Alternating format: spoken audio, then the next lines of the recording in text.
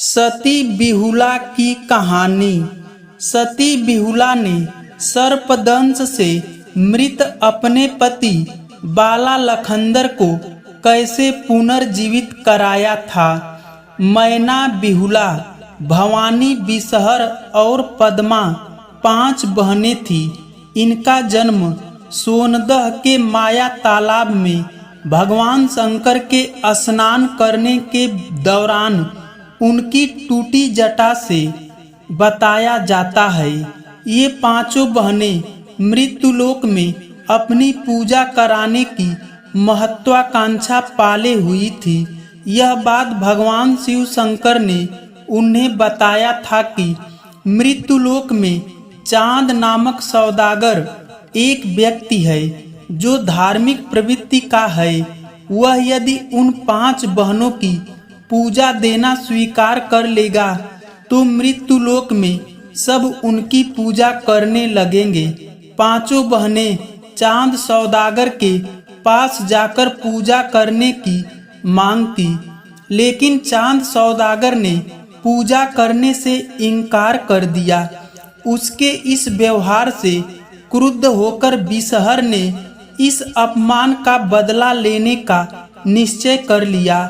वह भेष बदलने में माहिर तो थी ही, लिहाजा वह बिसहर ब्राह्मण का भेष धारण कर अक्सर चांद सौदागर के पास आने लगी।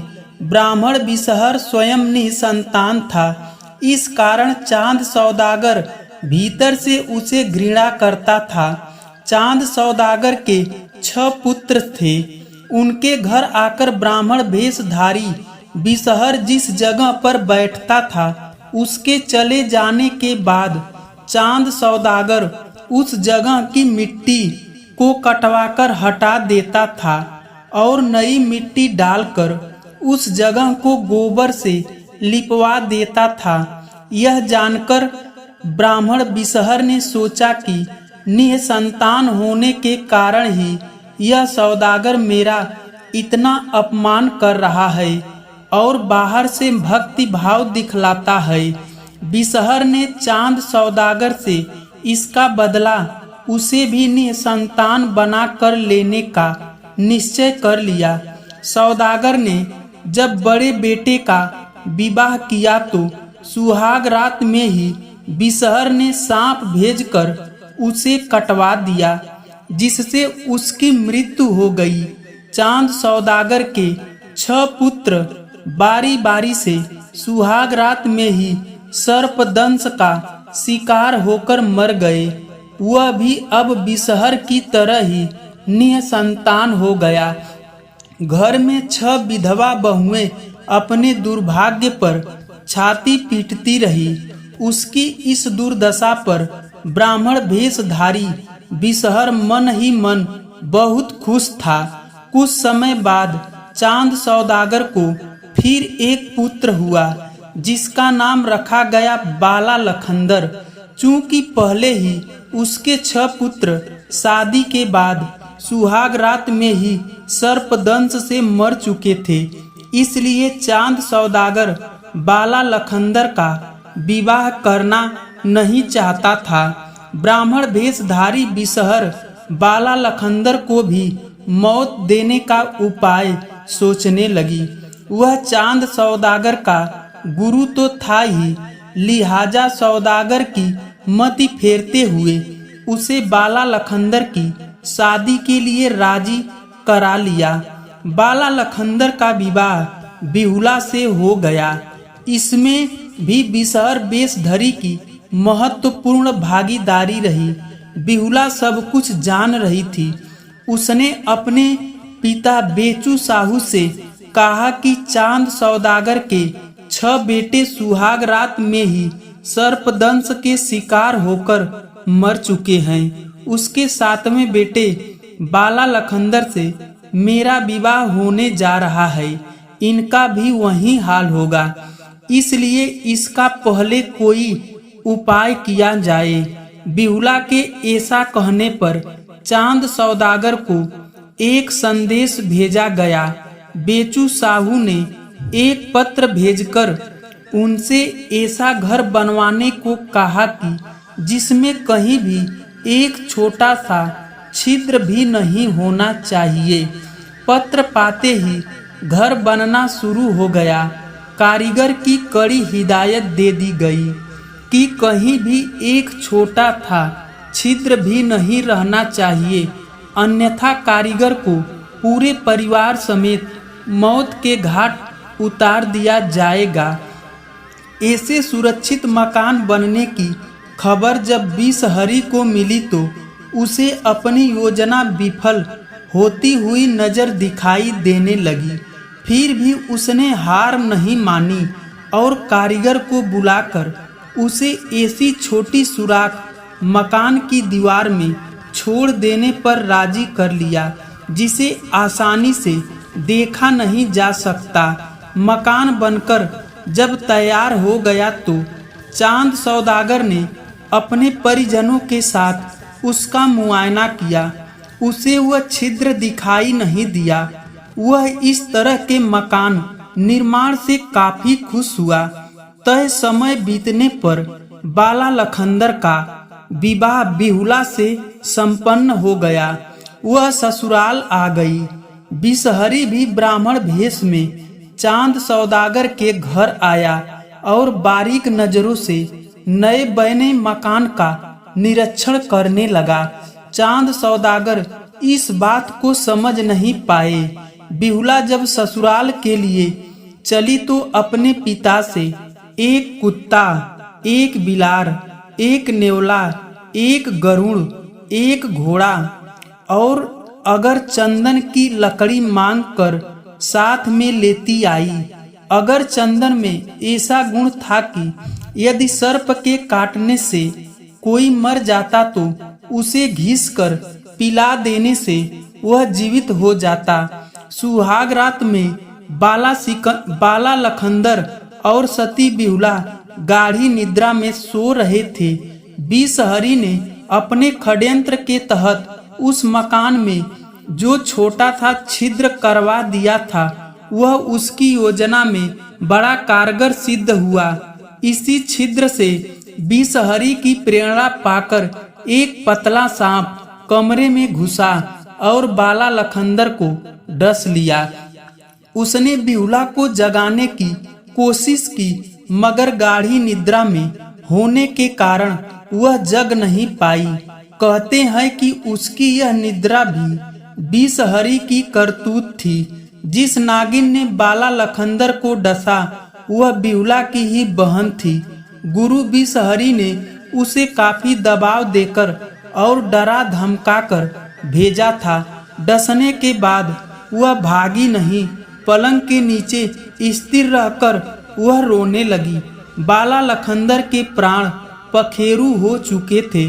जब बिहुला की नींद खुली तो बाला लखंदर को मृत्यु देखकर वह छाती पीट पीट कर रोने लगी। उसकी यह दशा देखकर उसके पति को डसने वाली नागिन ने उसे सांत्वना देते हुए कहा कि तुम रो मत बहन, यदि कहोगी तो मैं इसे अभी तुम्हारे पति को जीवित कर दूंगी, लेकिन बीसहरी की दुर्गति नहीं हो पाएगी। बीसहरी के कारण ही तुम्हारे 6 जेठ और तुम्हारे पति मरे हैं। तुम्हें इसका बदला अवश्य लेना चाहिए।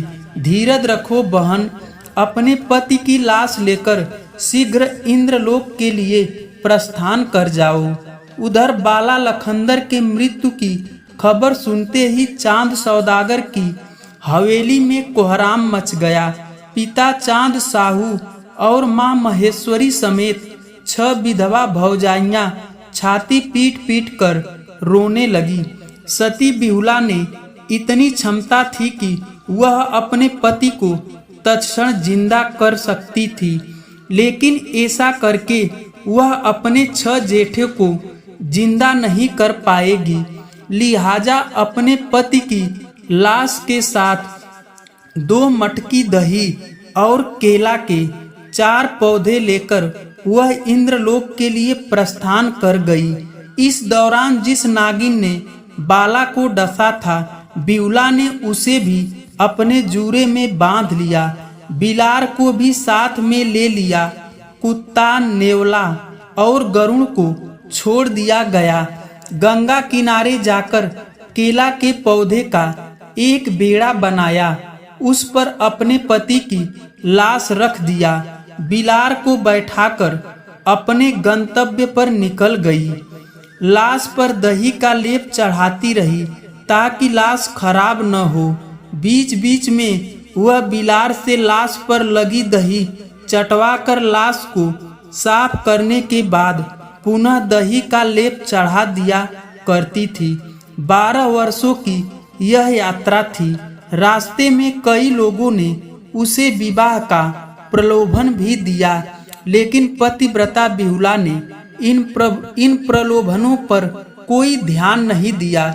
इधर बिसहर के क्रोध के कारण चांद सौदागर की संपत्ति नष्ट हो गई और पति पत्नी दोनों अंधे हो गए। 12 वर्ष तक बिहुला निर्जला उपवास करती रही। बिहुला की एक मौसी थी, उसका नाम रेघवा था। उसका पता ठिकाना पूछती वह उसके पास आ गई।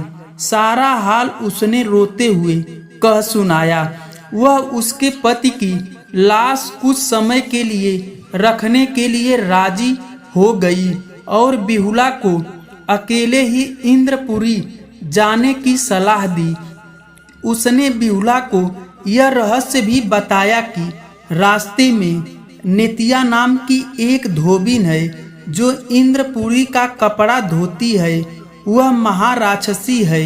वह देखते ही तुम्हें खा जा सकती है, इसलिए उसके पास जाते ही तुम उससे मौसी का रिश्ता बना लेना। इससे तुम्हारा काम अवश्य बन जाएगा। बिहुला वहां से नेतिया धोबिन के पास गई और नेतिया ने बिहुला से कहा कि उसकी तो कोई बहन ही नहीं है, तो वह उसकी बिहुला की मौसी कैसे हुई। इस पर बिहुला ने नेतिया को जवाब दिया कि उसके विवाह के बाद उसकी माँ की पैदाइश हुई थी। जब आप अपनी बहन को नहीं देखी है तो मुझको कैसे पहचानोगी। बिहुला से ऐसा शब्द सुनकर नेतिया को विश्वास हो गया कि वह उसके बहन की ही बेटी है। वह उसे अपने घर ले गई और भोजन करने के लिए कहा। बिहुला तो निर्जला व्रत रखी हुई थी। सच्चाई बता देने पर खतरा था, इसलिए उसने भोजन के लिए हाँ कह दिया। वह जब उसे खिलाने ले गई तो पहले हाथ मुंह धोने के लिए एक लोटा पानी दिया और थाली में भोजन रख दिया। बिहुला ने लोटे के पानी को हाथ पैर धोने में ही खर्च कर दिया। इस तरह नेतिया जब दोबारा पानी लाने बाहर गई तो बिहुला ने मौका पाकर तुरंत धरती माता से प्रार्थना की, हे धरती माता तुम फट जाओ। और धरती माता फट गई और उसने सारा खाना धरती माता में डाल दिया। जब पानी लेकर नेतिया लौटी तो थाली खाली देखकर उससे पूछा कि इतना जल्दी कैसे भोजन कर लिया। इस पर बिहुला ने कहा कि बड़ी भूख लगी थी सो जल्दी खा लिया। नेतिया ने बिहुला को घर पर ही छोड़कर कपड़ा देने के लिए इंद्रपुरी चली गई। घर पर दूसरा कोई नहीं था। बिहुला ने एक घर में जाकर देखा तो पाया कि वहाँ उसके पति और 6 जेठ एक खटिया में मक्खी की तरह भनभना रहे हैं। यह देखकर वह नेतिया के कमरे में आकर धीरे से सो गई। उधर नेतिया ने जब इंद्रपुरी में बताया कि उसके घर उसकी बहन की एक बेटी आई हुई है, इसी कारण यहाँ आने में उसे देर हो गई है। यह कपड़ा भी उसी ने धोया है। इंद्र के आदेश पर नेतिया घर लौटी और बिहुला को बुलाकर इंद्रपुरी ले गई। इंद्र ने नेतिया से कहा कि वह बिहुला को यहीं छोड़कर जाए और कल आकर इसे ले जाए। नेतिया वापस घर लौट गई। बिहुला ने सारी आप बीती देवराज इंद्र को सुना दिया। उन्होंने बिहुला से कहा कि जो इच्छा हो मांग लो। इस पर बिहुला ने कहा कि उसका सिंदूर लौटाया जाए, 6 जेठों को जिलाया जाए और बिसहर को उसके हाथों सौंप दिया जाए। तब इंद्र ने पूछा कि बिसहर को लेकर वह क्या करेगी। इस पर उसने कहा कि बिसहर को उसको जो करना होगा वह करेगी। अगर बिसहर उसे नहीं दिया जाएगा तो वह कुछ नहीं लेगी। इंद्र ने मृत्युलोक से बिसहर को तुरंत इंद्रलोक लाने का आदेश दिया। बिसहर इंद्रलोक लाया गया। यहाँ आने पर जब उसने बिहुला को देखा तो उसके होश उड़ गए। बिहुला ने बिसहर के सामने ही इंद्र को उसके तमाम कारनामों से अवगत करा दिया। बिसहर ने बिहुला द्वारा अपने ऊपर लगाए गए आरोपों को प्रमाण देने के लिए कहा। बिहुला ने इसके लिए कुछ समय की मांग की। वह रेघवा के घर जाकर अपने पति की लाश लेकर आई और साक्षी के रूप में अपने जूड़े में बंधे नागिन को खोल दिया। उस नागिन ने कहा कि वह 12 वर्षों से निर्जला है, बोलने की शक्ति उसमें नहीं है। कुछ खाने के बाद ही सारा हाल वह बता सकूंगी। इसके बाद बाला लखंदर की लाश के साथ बिहुला को सुलाया गया। जैसे जैसे नागिन ने उसे डसा था सब प्रत्यक्ष उसने इंद्र को दिखा दिया। बिहुला ने इंद्र से कहा कि बिसहर को उसके 6 जेठ को मारकर नेतिया के यहाँ रखे हुए है, वहां से उन्हें मंगाया जाए। कुछ लोगों के साथ बिसहर को नेतिया के घर भेजकर बिहुला के सभी जेठ एवं पति को बुलाया गया। इंद्र महाराज ने उन्हें फिर से जीवित कर दिया। बिहुला ने इंद्र की आज्ञा लेकर पति और 6 जेठ के साथ अपने घर की ओर चली गई। सारा सामान बिसहर के सिर पर लाद कर उसके गले में डोरी बांध ले चली। रास्ते में बिसहर की ढेर सारी काफी दुर्गति हुई। अंत में वह अपने नगर में आई और अपने पतिव्रत धर्म के बल पर सारी नष्ट हुई संपदा को वापस ले आई। सास ससुर को जब स्नान कराया तो उनका अंधापन दूर हो गया। सास और ससुर को उनका 7 बेटा सामने खड़ा कर दिया गया। इसके बाद डोरी में बंधे हुए बिसहर को दिखाते हुए कहा कि ये आपके गुरु महाराज हैं, लीजिए दर्शन कर लीजिए। इतना कहकर गड्ढा खोदवाकर बिसहर को उसमें दफना दिया गया। कुछ वर्षों तक राज करने के बाद बाला लखंदर और बिहुला इंद्रासन प्रस्थान किए और चांद सौदागर के सभी 6 पुत्र और पुत्रवधू आनंद पूर्वक जीवन बिताने लगे। आज भी सती बिहुला का नाम आदर के साथ लिया जाता है। धन्यवाद दोस्तों।